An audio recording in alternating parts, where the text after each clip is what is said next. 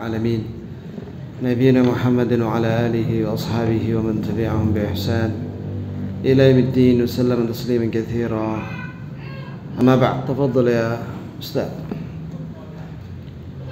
بسم الله الرحمن الرحيم.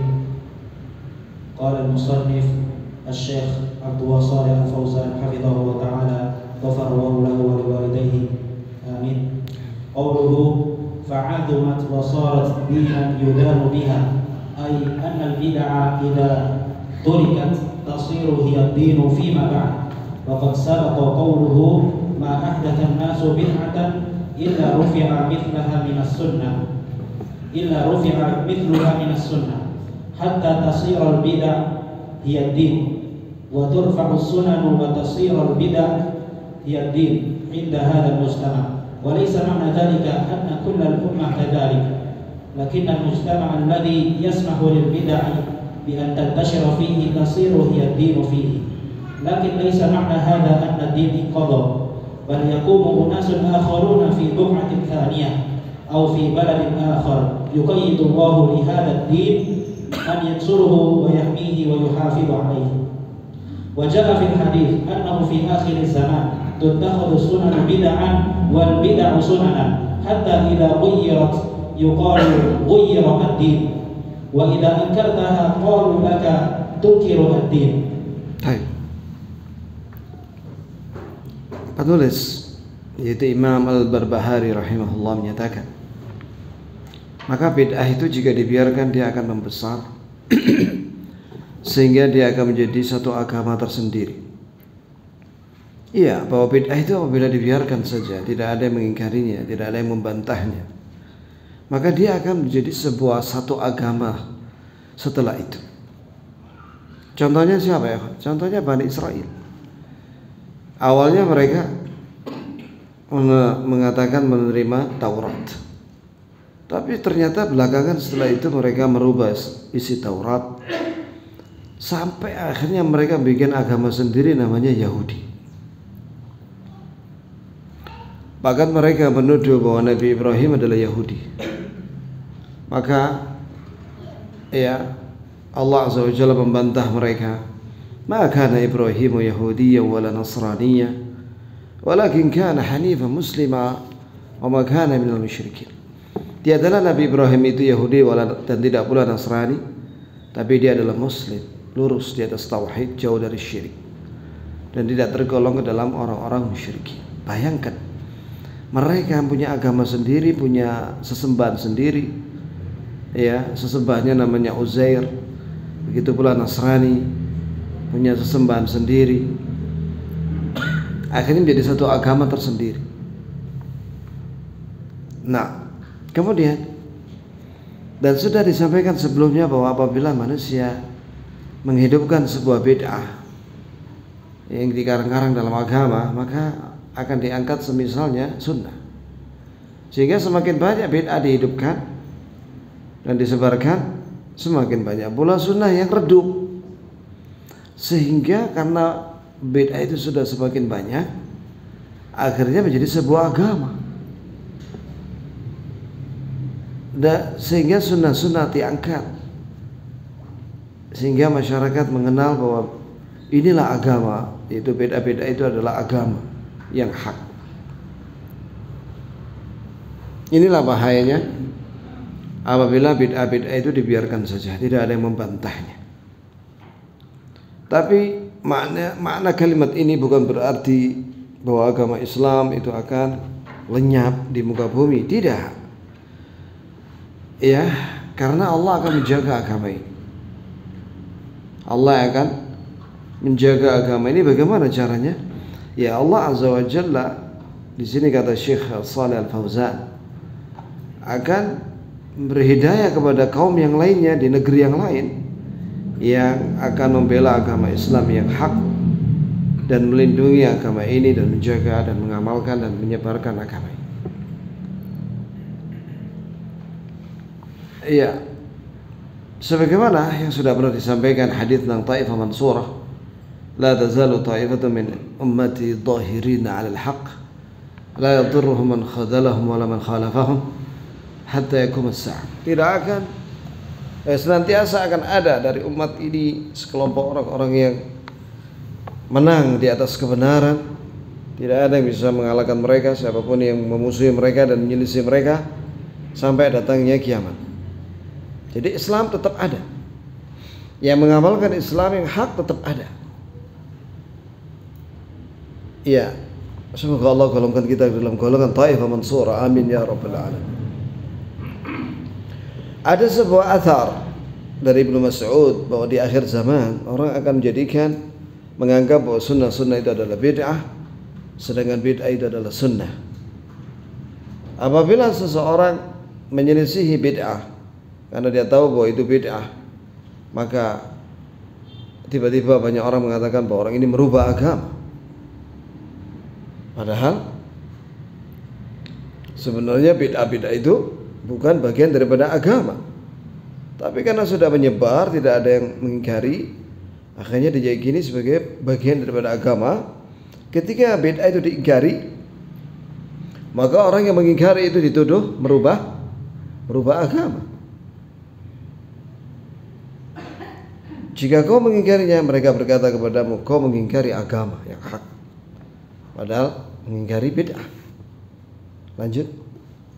Assalamualaikum warahmatullahi wabarakatuh. Qala hafidhahu ta'ala qawluhu fakhalafa as-siratal mustaqim fakharaja min al-islam, yani anna sahibal bid'ah yatajara bihi al-amru hatta yakuna dinuhu kulluhu bid'ah wa yakhruju min al-islam idza lam yabqa fi dinihi shay'un min as-sunnah. Betul.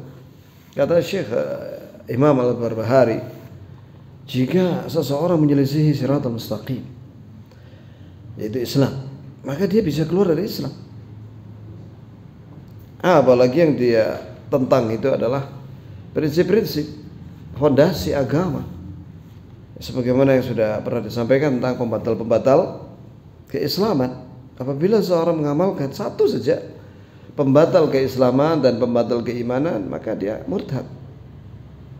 Apalagi dia melakukan semua pembatal keimanan. Iya, karena bid'ah ini apabila dibiarkan, maka dia akan berkembang terus, sehingga semua apa yang dia yakini itu jadi bid'ah, jadi agama. Bid'ah-bid'ah yang dia yakini saking banyaknya, baik berupa keyakinan atau ucapan dan perbuatan, sehingga menjadi agama tersendiri. Contohnya seperti Ahmadiyah. Mereka itu mengatakan kami juga bersaksi bersyahadat seperti kalian. Mereka juga katanya sholat, katanya. Wallah alam, saya belum pernah lihat sholatnya kayak apa mereka. 5 waktu. Tapi mereka menentang fondasi Islam. Mereka meyakini adanya nabi palsu, Mirza Ghulam Ahmad. Maka itu sudah cukup menjadikan Ahmadiyah sebagai agama tersendiri di luar agama Islam. Makanya Rabithah Alam Islami tidak memasukkan Ahmadiyah ke dalam agama Islam. Begitu pula Saudi Arabia tidak menerima haji dari mereka. Dan Majelis Lajnah Daimah menghukumi para ulama besar Saudi dan yang lainnya menghukumi bahwa Ahmadiyah murtad. Contoh lain yang dianggap murtad adalah Jahmiyah, sebelumnya Jahmiyah. Udah lama Jahmiyah itu, kelompoknya Jahm bin Safwan. Yang apa kekafiran mereka?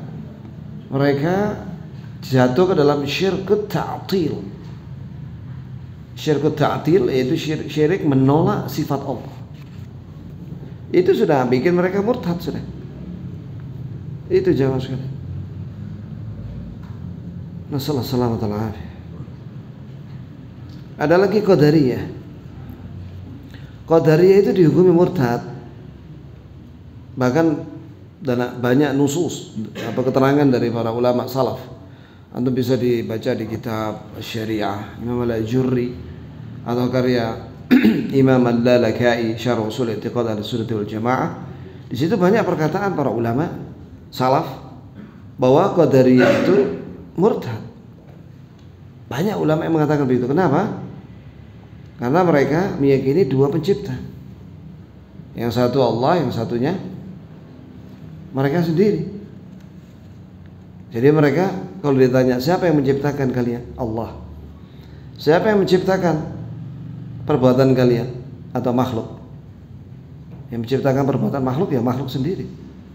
Itu kata orang Qadariyah.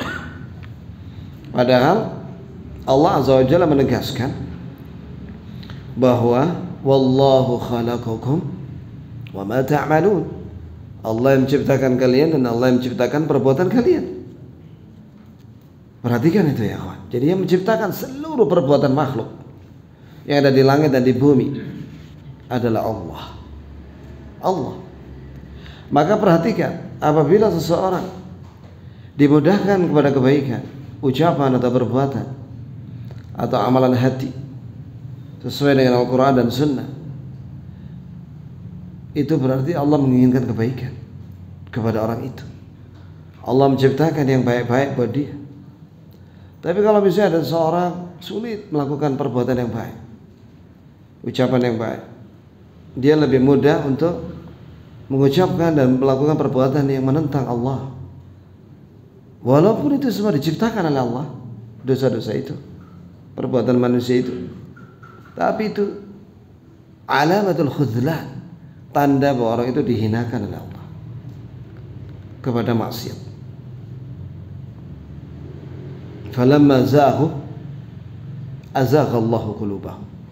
Ketika mereka condong kepada kebatilan, memilih kesyirikan dan kekafiran, azaghallahu qulubahum, maka Allah sesatkan hati mereka. Jadi seorang itu sesat. Kenapa ya? Allah yang menyesatkan mereka. Karena mereka sendiri yang melakukan dosa-dosa dan memilih dosa-dosa daripada petunjuk. Sebaliknya kalau orang berusaha memilih Al-Quran dan Sunnah, mempelajarinya dan memahaminya dan mengamalkannya, meyakininya, maka Allah berfirman, walladzina jahadu fina lanahdiyannahum subulana wa innallaha lama'al muhsinin. Artinya orang-orang yang bersungguh-sungguh di jalan kami, yang ini dengan belajar, memahami, mencari kebenaran, mempelajari Quran dan Sunnah sungguh-sungguh, maka kami buka hidayah untuk dia. Jadi hidayah itu harus dicari, dipelajari. Sebagaimana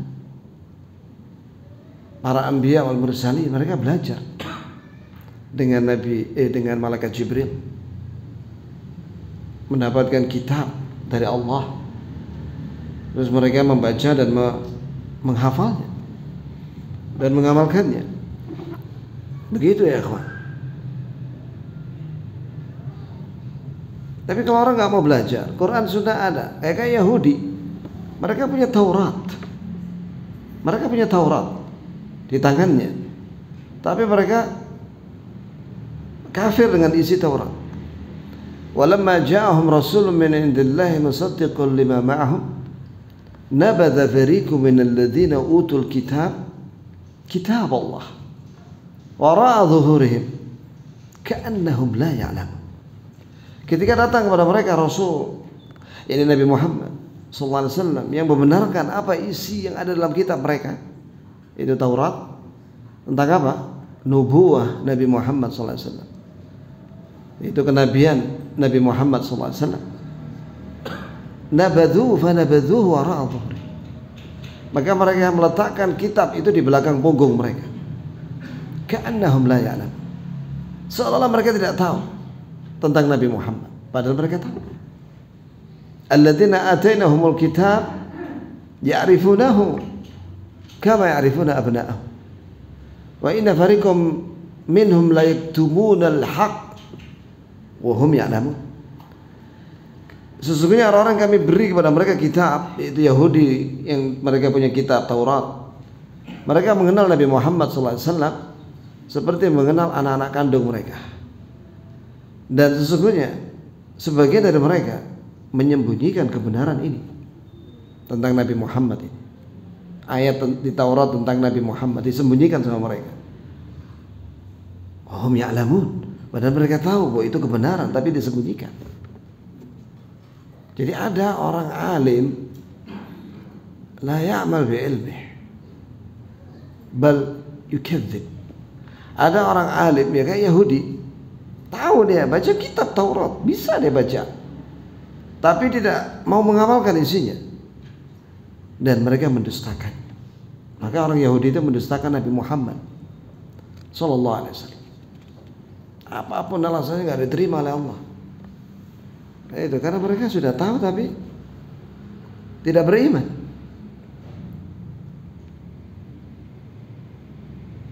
Sampai akhirnya keluar dari Islam. Karena tidak ada lagi sunnah dalam pada dirinya. Ya, lanjut. Qala al-Imam al-Barbahari rahimahullah ta'ala, fadl rahimahullah, kullu man sami'ta kalamahu min ahli zamanika khasatan fala ta'jalanna ولا تدخلن في شيء منه حتى تسأل وتنظر هل تكلم فيه أحد من أصحاب النبي صلى الله عليه وسلم ورضي الله عنهم أو أحد من العلماء فإن أصبت فيه أثرا عليهم فتمسك به عنهم فإن أصبت فيه أثرا عنهم أثرا عنهم فتمسك به ولا تجاوزه لشيء ولا تختر عليه شيئا فتسقط في النار. ما شاء الله. ثم قال الشارح حفظه الله تعالى: لا تستعجل فيما تسمع من الناس خصوصا عند تأخر الزمان وكثرة من يتكلم ويفتي ويتصل بالعلم والقول، وخصوصا لما جدت وسائل الإعلام وصار كل يهدو ويتكلم باسم العلم وباسم الدين، حتى أهل الضلال والفرق الضالة والمنحرفة صاروا يتكلمون باسم الدين الآن في الفضائيات، فالخطر عظيم جدا. فعليك أيها المسلم وطالب العلم بالذات أن تتثبت ولا تستعجل مع كل ما تسمع. عليك بالتثبت ومعرفة من الذي قال هذا ومن أين جاء هذا الفكر، ثم ما هي مستنداته وأدلته من الكتاب والسنة، ثم أين تعلم صاحبه وعمن أخذ العلم. Kata penulis rahimahullah, Fanzur rahimakallah, lihatlah olehmu wahai, semoga Allah merahmati. Di sini menunjukkan ya bahwa penulis memiliki hati yang rahmah. Buktinya apa? Dia mendoakan kita. Orang yang membaca buku ini didoakan oleh dia. Dia mengamalkan hadis Nabi sallallahu alaihi wasallam, yaitu irhamu man fil ard yarhamukum man fis sama. Sayangilah penduduk bumi, maka Allah yang ada di atas langit, begitu pula penduduk langit yang lainnya, malaikat, akan menyayangi. Bahwa semua yang kau dengar ya dari ucapannya, perhatikan semua yang kau dengar dari ucapan seseorang, dari orang yang ada hidup di zaman secara khusus, maka jangan tergesa-gesa. Jangan tergesa-gesa. Jangan kau masuk dalam ucapan dia itu sehingga kau tanya dulu dan kau lihat apakah ada seorang sahabat Nabi yang membicarakannya atau mengajak kepada perbuatan itu radhiyallahu anhum, atau ada seorang ulama yang mengikuti sahabat yang pendapatnya sama dengan orang itu. Jika kau mendapati ada perkataan sahabat, maka peganglah itu perkataan sahabat itu. Jangan kau lewati dia. Jangan kau lewati itu. Dan jangan kau pilih-pilih. Maksudnya mana menurut hawa nafsumu kau pilih perkataan sahabat, mana yang tidak sesuai dengan hawa nafsumu perkataan sahabat kau tinggalkan. Itu bahaya. Kau akan masuk ke dalam neraka. Kau akan jatuh ke dalam neraka. Di dalam paragraf yang pertama di sini pensyarah rahimahullah hafizahullah Syekh Shalih Al-Fauzan hafizahullah itu mengingatkan kepada kita ya, jangan menerima semua ucapan orang, khususnya di akhir zaman ya, zaman sekarang ini ya, karena banyaknya orang berbicara dan berfatwa dan mengaku dirinya punya ilmu ya, bahkan tampil di televisi. Ya, apalagi zaman sekarang ini zaman teknologi, internet. Semua orang bisa berbicara, semua orang bikin konten. Antum tahu konten? Ya, video. Semua orang bicara, semua orang bicara. Gak tua, gak muda, laki, perempuan, anak-anak, hatta orang gila juga, hatta dukun pakai baju ulama. Katanya ini adalah titisannya ulama. Padahal dukun itu ilmu perdukunan. Bagaimana kita bisa mengetahui dukun apa enggak ya? Gampang sekali bagi yang tahu, yaitu lihat padepokannya. Ternyata di padepokan itu ada tulisan huruf hijaiyah yang terputus-putus, yang orang tidak tahu apa maknanya. Itu sebenarnya adalah panggilan untuk khodam. Ya, panggilan untuk siapa? Jin. Khodamnya dia. Setiap dukun itu punya khodam. Khodam itu jin yang membantu dia. Dan jin itu tidak mau membantu dukun itu kecuali dukun itu kafir, melakukan kekafiran, melakukan murtad, melakukan perbuatan murtad yang orang banyak tidak tahu, dan dia menyembunyikan itu.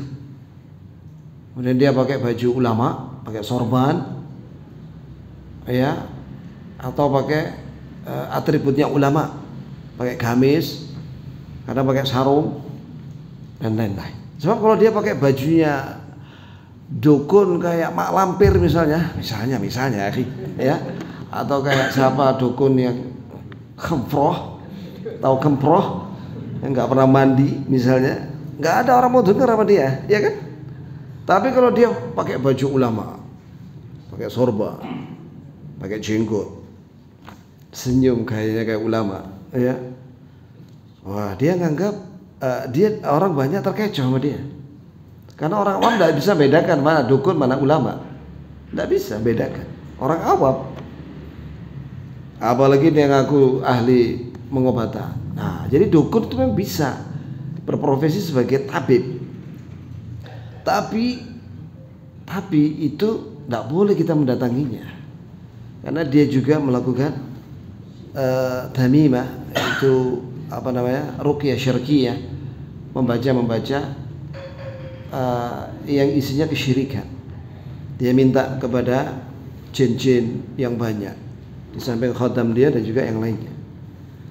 Itulah ya kawan. Maka di sini pentingnya kita itu ngaji supaya kita nggak dibohongi sama dukun. Ada lagi orang gila ngaku dirinya sebagai wali. Haji. Mana ada syaratnya apa? Syarat sahnya sholat aja tidak gila, apalagi syaratnya wali. Tidak boleh gila. Kalau ada orang gila dibilang wali, maka yang mengatakan wali itu lebih gila daripada yang gila. Nah, ini sekali lagi kebodohan, Allah musta'an. Kemudian jamaah sekalian, ya, jadi sekarang semua orang bicara, termasuk ahlul dhalal, firqah sesat, semuanya berbicara di televisi, di video disebarkan di internet. Ngeri ya kawan. Ya, berbicara, ada yang pakai bahasa Arab, ada yang pakai bahasa Inggris, ada yang pakai bahasa Indonesia. Semua mengatakan ini dari agama. Semua mengatakan ini dari agama. Padahal itu adalah gak ada dalilnya. Maka bahaya besar mengintai. Karena video-video konten-konten itu bisa dilihat di kamar-kamar, di kamar masing-masing. Ibaratnya musuh itu sudah bisa masuk ke kamar-kamar umat Islam lewat HP atau laptop, ya. Itu bahaya. Ada orang sebagaimana yang sudah saya sampaikan ke antum, pemuda di Saudi Arabia menggemparkan negeri Saudi dan Timur Tengah. Tiba-tiba dia membunuh anak pamannya. Ternyata dia masuk baiat kepada ISIS. Sedangkan anak pamannya itu tidak mau diajak. Terjadilah perdebatan, akhirnya marah dia, panggil teman-temannya, diikat itu anak pamannya, kemudian dibawa ke padang pasir, ditembak mati. Divideokan nih. Apa gak ngeri ya? Dikatakan ini murtad, harus dibunuh. Ngeri ya kan? Dari mana itu anak muda Saudi itu kok bisa gabung ISIS? Lewat internet. Jadi dia membaca ISIS di internet, kemudian dia baiat di internet dengan amirnya ISIS.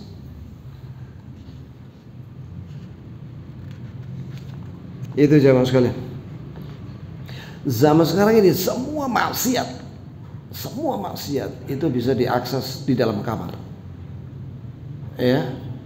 Dan orang bisa beli itu semua maksiat di dalam kamar. Apa gak ngeri? Nah, sekarang kita berbicara tentang masalah bahaya internet karena berkaitan dengan agama, yaitu ada orang yang berbicara sembarangan. Maka kita harus tasabbut. Tasabbut itu klarifikasi dan kita cari dalilnya. Apabila kita mendapati itu bertentangan dengan Quran dan Sunnah, kita tolak. Kita harus tahu dari mana dia belajar, dari mana dia mengambil ilmu. Ada seorang pemuda, dia sering ngisi di televisi di mana? Di Kuwait apa di Emirat? Seingat saya di Emirat. Ini yang menggemparkan Timur Tengah. Namanya Yusuf Islam kalau nggak salah. Masih muda orangnya. Oh, Yusuf Wasim. Ya, namanya itu. Yusuf Wasim. Dia mengatakan semua agama benar. Begitu. Semua agama benar, semuanya akan masuk surga. Terus macam-macam ucapannya. Dan dia disenangi ibu-ibu. Karena dia masih muda, ganteng orangnya. Ya. Wah, para ulama langsung membantah dia. Syekh Saleh Al-Fauzan, itu pula Syekh Sulaiman Ar-Ruhaili, dan lain-lain, banyak para ulama. Maka ya kawan, kalau antum pengen tahu siapa ulama yang terpercaya, yang disepakati oleh para ulama Ahlus Sunnah Salaf, ada 3 di zaman sekarang ini, yaitu Syekh Al-Albani, kemudian Syekh bin Baz, kemudian Syekh bin Utsaimin. Ini yang sudah meninggal. 3 itu.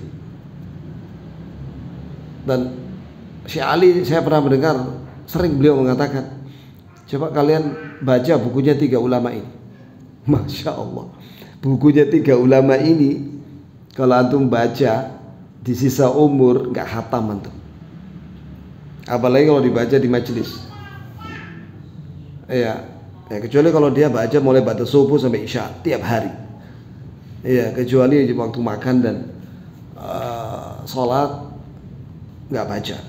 Tapi setelah itu balik lagi baca lagi sampai isya. Ya mungkin hatam, mungkin cuma baca doang. Wah, itu ya. Banyak sekali buku mereka. Majmu' fatwanya Ibnu Utsaimin aja 28 jilid. Belum Syekh bin Baz, sama kurang lebih segitu. Belum yang lainnya, Syekh Albani. Syekh Ibnu Utsaimin itu bukunya sekarang yang baru dicetak itu kalau di total sekarang berapa harganya? Udah naik lagi sekarang harganya. Dulu 35 juta semuanya. Sekarang udah naik lagi. Harga buku sekarang naik kurang lebih 50%.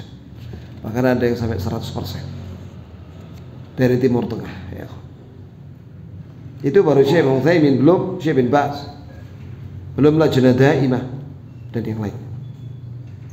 Jadi kita harus tahu siapa yang orangnya berbicara, dari mana dia belajar. Kok tiba-tiba dia berbicara banyak tapi aneh, ya, maka jangan diterima dia. Baik, lanjut. ثم قال حفظه الله تعالى فهذه أمور تحتاج إلى تثبت خصوصا في هذا الزمان فما كل قائل حتى ولو كان فصيحا وبليغا ويشكك الكلام ويأخذ بالأسماع لا تغتر به حتى ترى مدى ما عنده من العلم والفقه فربما يكون كلامه قليلا لكنه فقيه وربما يكون كلامه كثيرا لكنه جاهل ليس عنده شيء من الفقه بل عنده سحر الكلام حتى يغر الناس ويتظاهر بأنه عالم وبأنه فاهم وبأنه مفكر ونحو ذلك حتى يغر الناس ويخرج بهم عن الحق فليس العبرة بكثرة الكلام وشكشكته بل العبرة بما فيه من العلم وما فيه من التأصيل ورب كلام قليل مؤصل يكون أنفع بكثير من كلام كثير مشكشك لا تمسك منه فائدة إلا القليل وهذا هو الواقع في زماننا يكثر الكلام ويقل العلم ويكثر القراء ويقل الفقهاء والفقه ليس هو بكثرة الكلام أو كثرة القراءة أو جودة الكلام أو حسن التعبير يقول الشاعر في زخرف القول تزيين لباطله والحق قد يعتريه سوء تعبيره تقول هذا مجاج النحل تمدحه وإن تشأ قلت ذا قيء الزنابل إن شئت أن تمدح العسل تقول هذا مجاج النحل وإن ذممته قلت هذا قيء بدل مجاج وبدل نحل وبدل النحل تقول الزنابر فالبليغ يقلب الحق باطلا والباطل حقا ببلاغته فاحذر من هذا ولهذا حذر النبي صلى الله عليه وسلم من فصيح اللسان الذي يتخلل بلسانه كما تتخلل البقرة بلسانها حذر من هذا وقال إن من البيان لسحرا يعني يسحر الأسماع. Sahih. Kemudian Syekh Shalih Al-Fauzan hafizahullah menyatakan bahwa semua perkataan itu perlu klarifikasi. Apalagi di zaman sekarang ini kadang ada orang fasih, pinter ngomong, ya, dan dia didengar orang banyak. Jangan kau tertipu dengan dia, sehingga kau cek apa ada ilmu pada dia dan pemahaman agama. Gitu ya. Barangkali ada seorang ucapannya sedikit, tidak banyak ngomong, tapi dia faqih, alim, ahli fikih. Kadang ada orang banyak bicara, tapi dia jahil, tidak mengerti Quran dan Sunnah, apalagi kaidah-kaidah ilmu. Tidak memiliki fikih sama sekali, tapi banyak ngomong. Tapi dia pandai bicara, alim berlisan, dan dia bisa menyihir orang dengan lisannya. Ya. Jadi ada orang pandai bicara, sehingga orang seperti kena sihir dengan ucapannya. Ada memang seperti itu, ya kan? Tapi sebenarnya ucapannya batil. Nah, itu hati-hati, jangan langsung diterima. Antum kalau lihat bagaimana DNA Aidit semasa hidupnya, dia tokoh komunis Indonesia, itu pandai pidato itu. Orang ini bisa bahasa apa itu? Bahasa Belanda atau bahasa Rusia atau bahasa apa. Dan dia kalau pidato di hadapan bule-bule itu kagum orang bule-bule itu. Pandai ngomong deh. Tapi dia sebenarnya syaitan. Lisannya itu pintar bicara, tapi sebenarnya isinya batil semua. Kadang dicampur dengan yang hak. Awalnya mungkin hak supaya orang menerima, tapi setelah itu masuk ke tengah-tengah, isinya batil semua. Kadang mereka ini digelari mufakkir, seolah dia mufakkir. Mufakkir itu kalau bahasa Indonesianya itu pemikir intelektual, ya. dan dia pandai ngomong, tapi tidak ada ilmu sama sekali. Tapi ada orang ulama, dia sedikit bicaranya tapi penuh dengan ilmu. Apakah itu dalil, ada dalilnya, atau Quran dan Sunnah, kadang dari kaidah-kaidah ilmu seperti usul fikih, kaidah fiqhiyah dan lain-lainnya. Kemudian itu lebih manfaat. Ulama yang bicaranya sedikit tapi punya landasan yang kuat, itu lebih banyak manfaatnya daripada orang yang tidak punya ilmu agama, banyak ngomong, tidak bisa diambil faedah kecuali sedikit. Ini yang terjadi di zaman kita. Banyak ngomong tapi sedikit ilmu, banyak qurra, sedikit fuqaha. Iya. Seorang yang paham agama itu bukan banyak bicara, bukan sekedar banyak baca, dan bukan orang yang pandai bicara atau bagus dalam penyampaian. Gitu ya kawan. Terus dibawakan di sini syair bahwasanya ucapan yang penuh hiasan itu bisa menghiaskan kebatilan menjadi benar. Ya. Kadang juga kebenaran apabila disampaikan dengan bahasa yang kurang bagus sehingga orang menganggap bahwa itu ditolak sama manusia. Sedangkan kebatilan apabila disampaikan, dihiaskan dengan kata-kata, kadang orang menerima. Sebagaimana seseorang yang apabila seseorang itu sebenarnya dia tidak diumpamakan seperti lebah, padahal dia bukan lebah yang bisa menghasilkan madu, tapi dia sebenarnya menghasilkan racun. Tapi karena orang sudah senang dengan lebah, nama lebah, sehingga kau memujinya. Ya, padahal ketika dia muntahkan ucapannya, ternyata isinya adalah racun, bukan madu. Sebagaimana sabda Rasulullah SAW, Inna minal bayani la sihra. Sesungguhnya di antara perkataan manusia itu bisa menyihir orang, sehingga terpesona dan kagum. Begitu ya. Habis waktunya. Adzan dulu, baru kita sambung sedikit.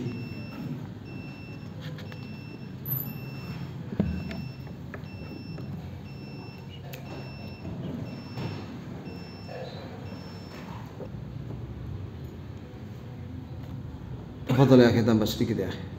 وقوله انظر قال حفظه الله تعالى وقوله فانظر رحمك الله كل من سمعت كلامه من أهل زمانك خاصة فلا تعجلن ولا تدخلن في شيء منه. هذا في وقت المؤلف، والمؤلف يكاد يكون معاصرا للإمام أحمد لأنه من تلاميذه. يقول لا تعجل في قبول كلام أهل زمانك حتى تتثبت منه أين هو من عصرنا الآن، عصر الأهواء وعصر الجهل وعصر اختلاط العالم بعضهم ببعض، اختلاط العالم بعضهم ببعض حتى أصبح يموج بالفتن والشرور والأفكار. والعدو الآن يريد قلب الدين رأسا على عقب، يريدنا أن نكون تبعا له ويفرض علينا أفكاره ويفرض علينا سياسته. فعلينا أن نتثبت في هذا الأمر ونتوقف عن كثير من الأمور وأن نقبل على التفقه في كلام الله وكلام رسوله ونتفقه في دين الله عز وجل. Jadi penulis menyatakan Syekh Imam Al-Barbahari ketika mengingatkan itu, hati-hati kau apabila mendengar ucapan di zamanmu. Itu kapan? Itu di zaman dia adalah murid-muridnya Imam Ahmad. Dia bertemu dengan muridnya Imam Ahmad pada abad ketiga Hijriyah. Ini tahun 300-an. Nah, itu dia sudah mengingatkan kepada kaum muslimin, hati-hati dengan perkataan semua orang. Jangan langsung menerima begitu saja. Lah apalagi zaman sekarang abad ke 14 15 1444 Hijriah ini. Kata beliau, kata Syekh Shalih Fauzan, ini zaman hawa nafsu, zaman kebodohan, zaman bercampurnya orang alim dengan selain mereka, dan juga fitnah itu seperti ombak. Itu pula keburukan dan pemikiran yang menyesatkan itu seperti gelombang lautan yang menerjang kaum muslimin. Musuh sekarang ini menginginkan untuk membalikkan agama ini, ya, yang hak jadi batil, yang batil jadi hak. Mereka menginginkan, musuh-musuh Islam itu menginginkan supaya kita mengikuti mereka, dan mereka mewajibkan kepada kita pemikiran-pemikiran mereka yang batil dan siasah mereka, kebijakan-kebijakan mereka yang batil. Maka kita harus klarifikasi masalah ini, dan kita harus belajar agama, belajar Quran, memahami ayat Al-Quran dan sabda Rasulullah SAW. Dan kita harus paham agama ini. Sahih wallah. Jadi kalau kita ingin selamat, ya kita belajar tafsir Al-Quran, belajar hadis, syarahnya, belajar fikih, belajar usul fikih dan lain-lain. Pelan-pelan memahaminya dan meyakininya. Jika itu adalah berita diyakini, jika itu perintah yang diamalkan, jika itu larangan yang dijauh. Dengan itu kita akan diselamatkan oleh Allah dari kesesatan syaitan, syaitan-syaitan jin dan manusia. Demikianlah ikhwani, insyaallah kita akan sambung lagi dengan kesempatan biidznillah taala. Sungguh nasihat yang bermanfaat buat kita semua dari kedua syekh ini. Ya, semoga Allah merahmati Al-Imam Al-Barbahari dan menjaga Syekh Shalih Al-Fauzan dan para ulama yang masih hidup, yang mereka masih kokoh di atas al-haq, dan semoga Allah meneguhkan kita semua di atas al-haq sampai kita bertemu dengan Allah Azza wa Jalla, dan Allah menerima kita dan mengampuni kita. Amin ya rabbal alamin. Subhanakallahumma bihamdik, asyhadu an la ilaha illa anta, astaghfiruka wa atubu ilaik.